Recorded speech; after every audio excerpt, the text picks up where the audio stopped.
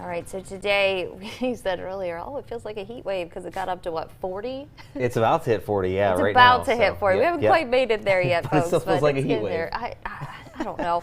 Yesterday it was just so bitterly cold. I think anything beyond that is okay with me. I can agree with that. It just feels so much better when you don't have the biting cold and the wind. Today we're seeing just that. And even that, too, it's getting warmer without the addition of a good bit of sunshine. We've had quite a few high clouds streaming in over the viewing area as we've gone into these afternoon hours here. And while that's not completely making it overcast, we are certainly dealing with a bit more of filtered sunshine, if anything, as we go throughout this Wednesday. And there's a nice little pocket of warmth right now across the eastern panhandle, drifting over into western Maryland in spots. Martinsburg is up to 42, Winchester 41, Charlestown 42. So a number of locations finally getting into those lower 40s, but back toward Hagerstown, Frederick, Germantown, all still sitting right now in the upper 30s, but give it a few more hours, will easily be warm like everyone else. Most of that cold air has been chipped away across the entire mid-Atlantic. The Northeast, it's still a little bit chilly, but outside of that, the cold air has now retreated, with those southerly winds really kicking in. And overall, the cloud cover, it's been very prominent, especially across southern Pennsylvania, filtering down into Maryland and West Virginia here. But there are pockets of sunshine mixed in out there, and it's staying precipitation free. That's the biggest thing that we've had going for us this entire week. It has been very quiet. That high pressure center now off the East Coast had something to do with that.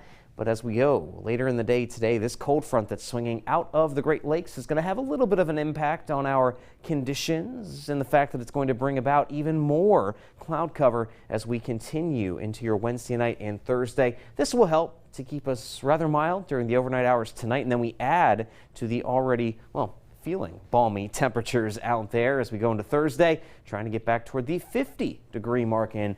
And as we go toward the end of the forecast period, more towards Sunday night, all eyes are on that time frame as the next storm system is starting to gear up and make its approach to the viewing area, potentially bringing some impactful weather. But we still have some time to sort that out. Now, as we go through the next couple of days, thankfully enough, we're not having a lot to worry about here as things remain very quiet. While we won't see many clouds popping up on Future Tracker, you can bet there will be plenty of high clouds as we continue through your Wednesday night, and those gray skies will become a little bit more likely as we see that frontal system, a weak one at that, drop into the viewing area for tomorrow.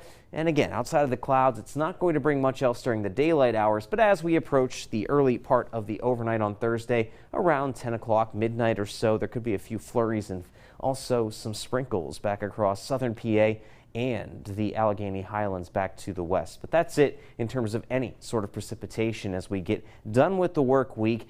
Watch this, though. As we go toward Friday and Saturday, that warm air does give way to a good deal of cold air once again for the beginning of the weekend, and that is what's going to be in place as that next storm system arrives. So gear up for some wintry weather. As far as exact amounts or impacts right now, that is far too uncertain to say for sure, but we can expect to see at least some snowfall and then possibly some mixing going on into Monday morning as that storm system heads out of here.